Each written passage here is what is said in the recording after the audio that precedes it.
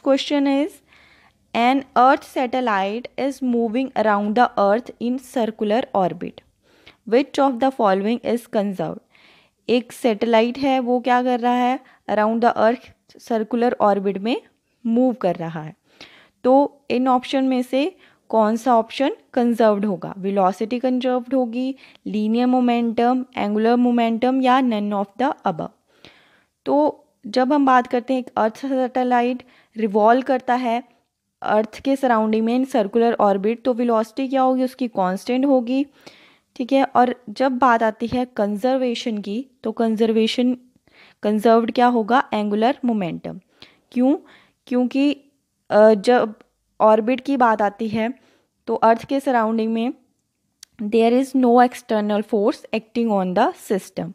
That's why angular momentum of the earth satellite is conserved. Right answer हो गया C. Next question है, light year is a unit of. ये तो आपको पता ही होगा, है ना, कि लाइट ईयर किसकी यूनिट है, टाइम की, डिस्टेंस की, लाइट की या इंटेंसिटी ऑफ लाइट. तो लाइट ईयर किसकी यूनिट है, डिस्टेंस की. ठीक है. मतलब 1 ईयर में कितनी लाइट कितना ट्रैवल कर रही है, कितना डिस्टेंस कवर करती है, उसको हम किससे डिफाइन करते हैं, लाइट ईयर से. That's why light year is a unit of distance. Next question, at what scale temperature Celsius scale and Fahrenheit scale give same reading. कितने टेम्परेचर पे जो सेल्सियस स्केल है और फ़ारेनहाइट स्केल है वो सेम रीडिंग देता है. -42 डिग्री पे, -36 डिग्री पे, 85 डिग्री पे या फिर -40 डिग्री पे. तो जो सेल्सियस स्केल है और फ़ारेनहाइट स्केल है वो सेम रीडिंग देता है एट द टेम्परेचर -40 डिग्री. और अगर बात करें कि फ़ारेनहाइट स्केल और सेल्सियस स्केल के बीच में रिलेशनशिप क्या है, तो F is equal to 9/5 into C plus 32. ये क्या आ गया, रिलेशनशिप आ गया between Fahrenheit scale and Celsius scale. अगर आपके पास क्वेश्चन आता है कि फ़ारेनहाइट स्केल को किस में कन्वर्ट करो, सेल्सियस स्केल में कन्वर्ट करो, तो आपको इसी रिलेशनशिप को याद रखना है. क्या रिलेशनशिप है, F is equal to 9/5 into C plus 32. और इसी रिलेशनशिप से हम क्या निकाल सकते हैं, ये वाली वैल्यू भी निकल सकती है -40 डिग्री, कि किस टेम्परेचर पे Celsius scale and Fahrenheit scale की वैल्यू सेम होती है. ठीक है. और इसी तरह अगर पूछा जाए कि सेल्सियस स्केल को कन्वर्ट करो फ़ारेनहाइट में, तो क्या आ जाएगा, 32 आप इस साइड ले जाओगे, F-32/5 इंटू 9 आपके पास आंसर आ जाएगा. ठीक है. तो ये रिलेशनशिप आपको याद होना चाहिए, आप इसको नोट डाउन कर सकते हो. नेक्स्ट है, it is easier to roll a stone up a sloping road than to lift it vertical upwards because. कोई स्टोन है उसको हमें ईजियर रहता है रोल करना अपवर्ड डायरेक्शन में एक स्लोपिंग रोड पे than to lift it vertical upwards. ठीक है. क्या आ गया कि हम किसी स्टोन को रोल कर सकते हैं ईजिली एज कंपेरिजन टू उसको लिफ्ट करने के. इसका रीज़न क्या है, ए ऑप्शन है work done in rolling is more than lifting, या फिर work done in lifting the stone is equal to rolling it. C option है work done in both is same but the rate of doing work is less in rolling. And last option is work done in rolling a stone is less then in lifting it.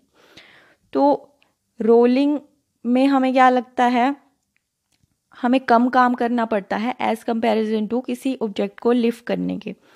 तो यहाँ पे अगर option है work done in rolling is more then in lifting, तो obviously ये हमारे लिए easy नहीं रहता कि हम क्या करते, स्टोन को रोल कर सकते. तो ये ऑप्शन भी नहीं होगा. उसके बाद है work done in lifting the stone is equal to rolling it, equal भी नहीं होगा. देन आता है work done in both is same but rate of doing work is less in rolling. अगर वर्क डन सेम है तो जब बात आती है कि रोल करना इजी है एज़ कंपेरिजन टू लिफ्ट, तो यहाँ पे रेट ऑफ डूइंग का कोई काम नहीं होगा. सो ये ऑप्शन भी नहीं है। लास्ट ऑप्शन है work done in rolling a stone is less in lifting it. क्या है, हमें कम काम करना पड़ रहा है टू रोल ए स्टोन, ठीक है, as comparison to lift it. That's why हमारे लिए रोलिंग ए स्टोन ईजी है एज कंपेरिजन टू उसे लिफ्ट करने के। किसकी वजह से? क्योंकि रोलिंग फ्रिक्शन काम कर हमारी हेल्प करता है एक स्टोन को ईजिली एक स्लॉपिंग रोड के अबव रोल करने में। Okay, so D option is correct answer. Next question is a heavy and light body are dropped from the top of a tower which will reach the ground first. एक heavy body है, एक light body है, दोनों को एक tower के top से हम क्या करें, ड्रॉप करते हैं। तो ग्राउंड पे पहले क्या, कौन सी ऑब्जेक्ट या कौन सी बॉडी रीच करेगी, हैवी या लाइट? तो हैवी करेगी, लाइट करेगी, या दोनों एक साथ करेंगी, या नॉट नोन, हम नहीं बता सकते कि कौन सी पहले रीच करेगी। तो जब बात आती है कि किसी हाइट से हम टू बॉडीज़ को ड्रॉप करते हैं, तो वहाँ पे क्या चीज़ आती है, वहाँ पे इन इफेक्ट आती है एक्सेलेरेशन ड्यू टू ग्रेविटी। तो जो एक्सेलेरेशन ड्यू टू ग्रेविटी है वो डिपेंड नहीं करेगी मास पे। मतलब अगर कोई बॉडी लाइट है, हैवी है, it doesn't depend upon mass. ये सिर्फ किस पे डिपेंड करेगी, मास ऑफ प्लैनेट पे, कि जिस प्लैनेट पे वो ऑब्जेक्ट्स हैं उसका मास कितना है, और जो प्लैनेट है और ऑब्जेक्ट है उनके बीच का डिस्टेंस कितना है। ओके, तो अगर दो बॉडीज़ हैं जिनकी डायमेंशंस क्या हैं, सेम हैं, या फिर हम नेग्लेक्ट कर दें एयर की रेजिस्टेंस को, कि एयर का फ्लो किस साइड को है, उस चीज़ को हम नेग्लेक्ट कर दें, तो दोनों बॉडीज़ क्या करेंगी, सेम टाइम पे ग्राउंड को रीच करेंगी। ओके, तो मतलब ये किसकी वजह से, एक्सेलेरेशन ड्यू टू ग्रेविटी, जो मास पे डिपेंड नहीं करेगी। तो इसका राइट आंसर क्या हो जाएगा, both, C. A heavy and light body are dropped from the top of a tower. Both will reach the ground same time. ठीक है। नेक्स्ट है twinkling of stars is based on which phenomenon? Optics का question है कि twinkling of star किस phenomena पे based है, reflection पे, रिफ्रैक्शन पे, इंटरफेरेंस पे, या पोलराइजेशन पे। हमने ये चारों फिनोमेना डिस्कस किए हैं अच्छे से, और इनके सारी एप्लीकेशंस भी आपको अच्छे से बताई हैं। तो आपका को इसका आंसर पता होना चाहिए कि ट्विंकलिंग ऑफ स्टार किस फिनोमेना पे बेस्ड है, रिफ्लेक्शन पे, रिफ्रैक्शन पे, इंटरफेरेंस पे, या पोलराइजेशन पे। तो ट्विंकलिंग ऑफ स्टार्स की बात करें तो ये रिफ्रैक्शन ऑफ लाइट पे डिपेंड करता है। रिफ्रैक्शन ऑफ लाइट में क्या चीज़ आएगी कि जो हमारी एयर है या एटमॉस्फेयर है वो डिफरेंट लेयर से बना हुआ है, ठीक है, और जैसे जैसे टेम्परेचर में चेंज आता है वैसे वैसे इन लेयर्स की डेंसिटी भी घटती बढ़ती रहती है, जिसकी वजह से क्या होगा, जो स्टार से लाइट आ रही है उसकी पोजीशन भी हमें क्या दिखेगी, चेंज होती हुई दिखती है। और हमें क्या लगता है कि उस रिफ्रैक्शन ऑफ लाइट की वजह से कि जो स्टार्स हैं वो क्या कर रहे हैं, कंटिन्यूसली अपनी पोजीशन चेंज कर रहे हैं या फिर ट्विंकल कर रहे हैं, ठीक है। तो ट्विंकलिंग ऑफ स्टार किस पे बेस्ड है, रिफ्रैक्शन ऑफ लाइट, ठीक है।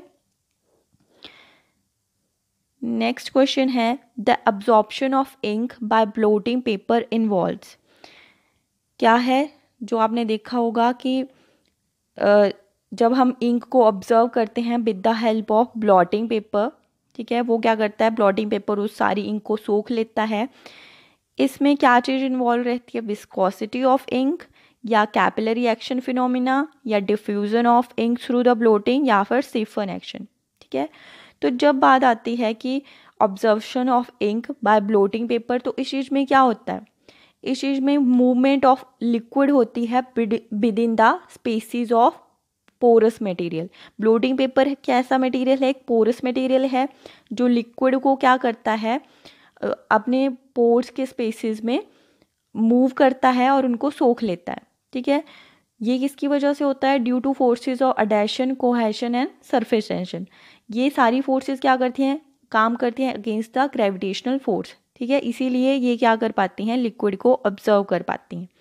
तो इस फिनोमिना को या इस एक्शन को क्या बोला जाता है, capillary action phenomena. Capillary action phenomena से ही आपको पता चल रहा है कि छोटी छोटी कैपिलरीज में क्या चीज़ जा रही है, मूवमेंट ऑफ वाटर या मूवमेंट ऑफ लिक्विड हो रही है। तो इस फिनोमिना को क्या बोला, कैपिलरी एक्शन फिनोमिना। और किसके लिए रिस्पॉन्सिबल है ये? अब्जॉर्प्शन ऑफ लिक्विड या absorption of ink by blotting paper. Okay, तो राइट आंसर हो गया बी। नेक्स्ट क्वेश्चन है, कंसीडर द फॉलोइंग स्टेटमेंट्स। जो हमें स्टेटमेंट्स दी गई हैं उनको हमने क्या करना है? कंसीडर करना है। फर्स्ट स्टेटमेंट क्या है? A tennis ball and a football can have equal kinetic energy. एक टेनिस बॉल है, एक फुटबॉल है, दोनों के पास इक्वल काइनेटिक एनर्जी होगी अगर दे हैव इक्वल वेलोसिटी, अगर उनकी इक्वल वेलोसिटीज होंगी। सेकंड है, a horse and a dog are running with the same speed, both have same kinetic energy. ठीक है, तो आपको बताना है कि इनमें से कौन सी ऑप्शन सही है, क्या दोनों ही सही हैं या दोनों ही गलत हैं। तो अगर फर्स्ट ऑप्शन को देखो कि टेनिस बॉल और फुटबॉल क्या है, उनके पास सेम काइनेटिक एनर्जी है, उन्होंने बोला कि वो तभी होगी जब उनकी वेलोसिटीज़ इक्वल होंगी। बट ये क्या है? ये गलत है, क्योंकि जो काइनेटिक एनर्जी है वो क्या है? इंडिपेंडेंट होगी वेलोसिटीज़ के। मतलब कि अगर किसी ऑब्जेक्ट की वेलोसिटी कम है, इसका मतलब ये नहीं होगा कि उसकी काइनेटिक एनर्जी भी क्या होगी? कम होगी। ठीक है, तो अगर किसी जैसे टेनिस बॉल की काइनेटिक वेलोसिटी ज़्यादा है और फुटबॉल की वेलोसिटी क्या है? कम है, तब भी क्या होगा? काइनेटिक एनर्जी सेम हो सकती हैं। ठीक है, तो क्या बात आती है कि जो एक लाइट बॉडी है और एक हैवी बॉडी है, ठीक है, they can have equal kinetic energy. ठीक है, if they have different velocities. जैसे कि अगर लाइट बॉडी है, मूव कर रही है विद हाई स्पीड, एंड जो हैवी बॉडी है वो मूव कर रही है विद लो स्पीड, तब भी दोनों की जो काइनेटिक एनर्जीज हैं वो क्या हो सकती हैं? सेम हो सकती हैं। तो ये जो स्टेटमेंट है ये क्या है? रॉन्ग स्टेटमेंट है। ठीक है, तो अब सेकंड बची हमारे पास, a horse and dog are running with same speed. दोनों क्या कर रहे हैं? सेम स्पीड से रन कर रहे हैं, तो उनकी जो काइनेटिक एनर्जी है वो सेम होगी। बट ऐसा ही होगा क्या? अगर हम काइनेटिक एनर्जी के रिलेशनशिप को देखें तो काइनेटिक एनर्जी का रिलेशनशिप क्या है? K is equal to half mv square. ठीक है, यहाँ पे काइनेटिक एनर्जी क्या है? Directly proportional to mass and directly proportional to velocity. अब क्या है? इनकी स्पीड तो सेम है, ठीक है, बट अगर डॉग की बात करें और हॉर्स की बात करें, दोनों के मासेस क्या हैं? डिफरेंट हैं। ठीक है, तो इसकी वजह से इनकी जो स्पीड तो सेम है बट मासेस डिफरेंट होने की वजह से काइनेटिक एनर्जी भी क्या होगी? डिफरेंट होगी। सो बी ऑप्शन भी क्या है? रॉन्ग ऑप्शन है। ठीक है, क्योंकि जिसका ज़्यादा मास होगा, जिस ऑब्जेक्ट का, जैसे हॉर्स का ज़्यादा मास है तो उसी के पास ज़्यादा काइनेटिक एनर्जी होगी। ओके, तो ए ऑप्शन है, only one is correct, one correct नहीं है, तो ये ऑप्शन भी नहीं होगा। सेकंड भी करेक्ट नहीं है, बोथ 1 एंड 2 दोनों ही इनकरेक्ट हैं, तो ये भी गलत हो गया। Neither 1 nor 2 correct, so right answer is D. इन जो हमारे पास ऑप्शंस दी हैं, ना फर्स्ट इसमें करेक्ट है ना ही सेकंड करेक्ट है, दोनों ही इनकरेक्ट ऑप्शंस हैं, तो राइट आंसर हो गया डी। लास्ट क्वेश्चन है, nuclear sizes are expressed in a unit name.